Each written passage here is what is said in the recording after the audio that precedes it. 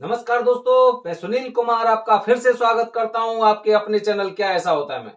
दोस्तों, आज का मेरा वीडियो आपको कुछ इस तरह की जानकारी देने जा रहा है कि आप भी जब आपको पता चलता है कि आपकी कुंडली में काल सर्प दोष है और आपको त्र्यंबकेश्वर में जाके पूजा करानी है, तो आपके मन में विचार आता है कि दक्षिणा कितनी होगी। और जब दक्षिणा के बारे में पता चलता है तो लोग बोलते हैं कि मेरा इतना बजट नहीं है, इससे अच्छा तो यह है कि मैं ग्रुप में ही पूजा करा लूं। इस तरह से आपके मन में जो विचार आते हैं उसी के बारे में आपको ना थोड़ा सा आपको आईना दिखाने वाला हूं कि हम जब ये सोचते हैं कि हमें पूजा तो करानी है लेकिन बजट नहीं है।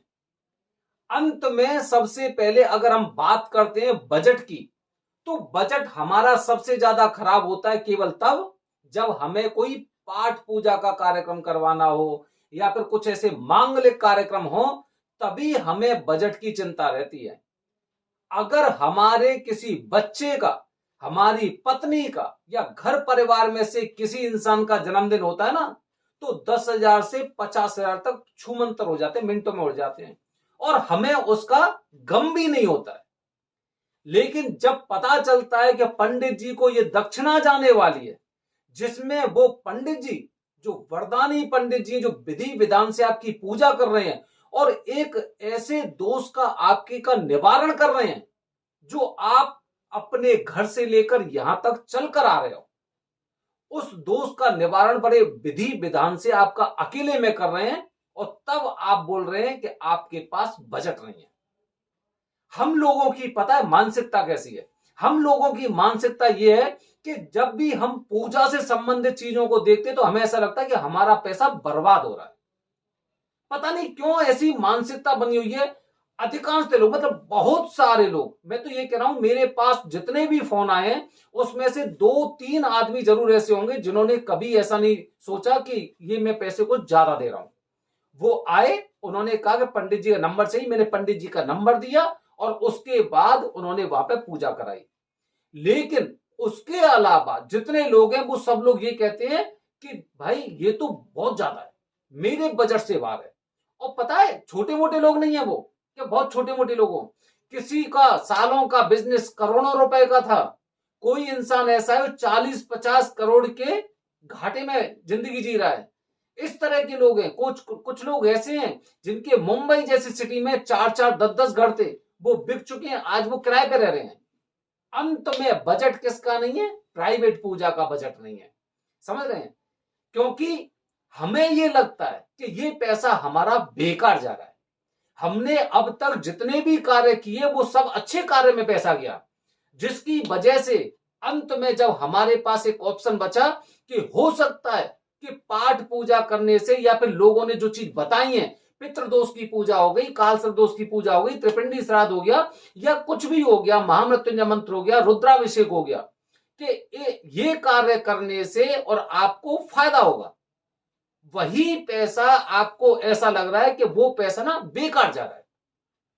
अगर किन्हीं पंडित जी ने बोला है कि भाई आप ये पूजा करवा लो, पूजा ही तो करनी है, क्या हुआ, ठीक है, कम से कम में पैसा जेब से ज्यादा निकले नहीं, तो बजट हमारा हमेशा खराब होता है पूजा पर। हम पंडित जी को यह सोचते हैं कि भाई ये तो बेकार के पैसे जा रहे हैं। हम कभी नहीं सोचते कि हमारा ये पैसा बहुत अच्छी जगह जा रहा है। हम हमेशा यही बात सोचते हैं कि ये पैसा तो पंडितों की जेब भर रहा है, इससे पहले का पैसा कहां गया था उसके बारे में पता नहीं है। अगर हॉस्पिटल में अगर कोई एक इंसान, अगर आपके परिवार का सदस्य अगर बीमार है ना, तो आप डॉक्टर से वहां पे नहीं बोलने वाले हैं कि मेरा बजट खराब है, क्योंकि आपको वो चीज दिखाई दे रही है, क्योंकि आप ऐसे ऐसे एक हॉस्पिटल में घुस गए हैं, बड़ी बड़ी मशीनें हैं, बड़े बड़े डॉक्टर हैं, देश विदेश में पढ़ाई की है, तब कहीं जाके आपका विश्वास पैदा हुआ वहां पर कि इनका इतना खर्चा होगा। अब वो पंडित जी हैं, पंडित जी क्या है, वो तो वहीं पे बैठे हुए हैं, मंत्र उनको रटे हुए हैं, कहीं बाहर जाने की जरूरत नहीं पड़ी, कुछ ऐसी मशीनें उनके पास है नहीं है, तो काय का खर्चा। ऐसी चीजों से ऐसी चीजों से हम मोल भाव करते हैं, तोल करते हैं, बल्कि ये नहीं देखते कि जो विधि वो करने वाले हैं वो विधि वो लोग भी नहीं कर सकते जो करोड़ों रुपए की मशीन लेके आते हैं। अंत में जो करोड़ों रुपए की मशीन लेके आते हैं ना, वो भी अंत में एक ही बात बोलते हैं कि दवा की नहीं, दुआ की जरूरत है। और दुआ के लिए लोग ऐसी ऐसी जगह जाते हो, वहां पे आप मोल भाव करते हैं।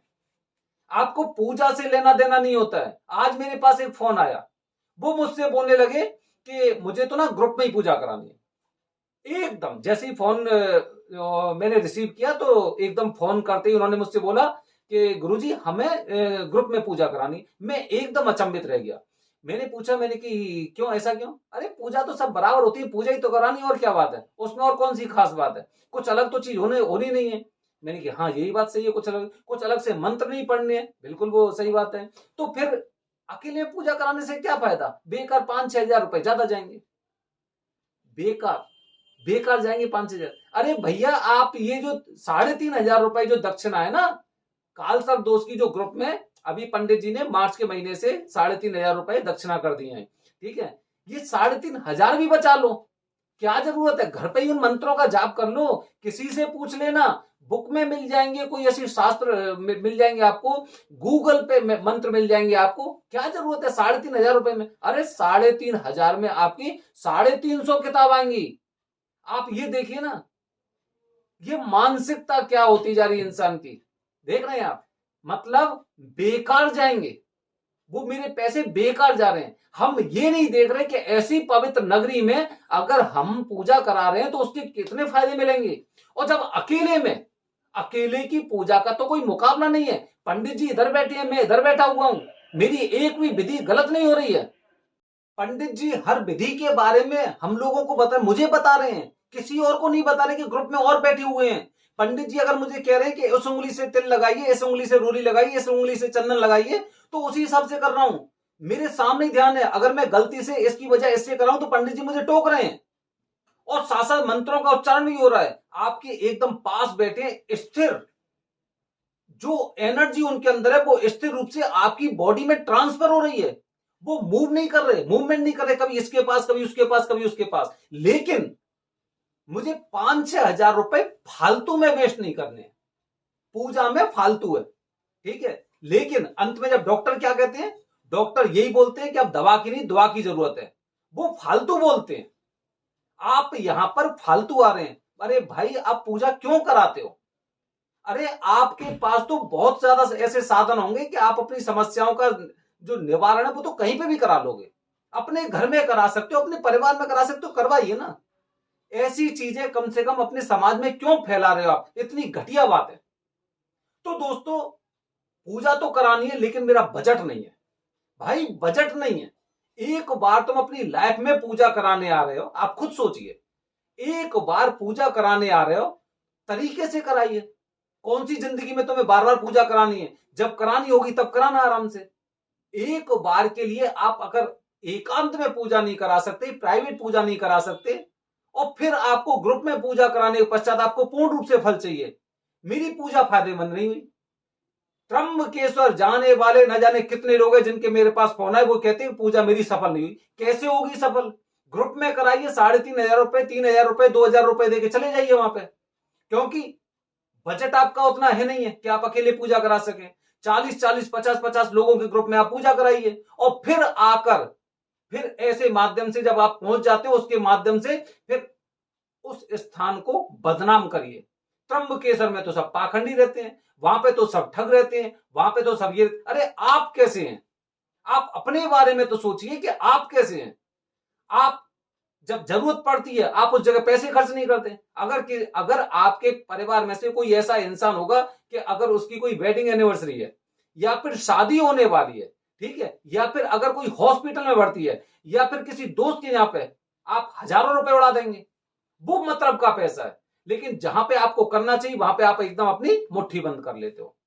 तो दोस्तों कम से कम ऐसी पूजा मत कराइए। आपको किसी पूजा की जरूरत नहीं है, आप अपने घर पे रहिए, ठीक है, लेकिन ऐसे पवित्र तीर्थों को बदनाम मत करिए।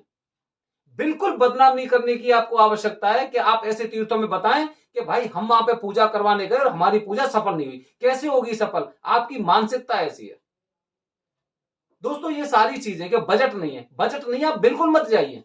लेकिन जाने के बाद जब आप अपने मन की चला रहे हैं तो कम से कम ऐसे पवित्र स्थान को आपको बदनाम करने का कोई हक नहीं है।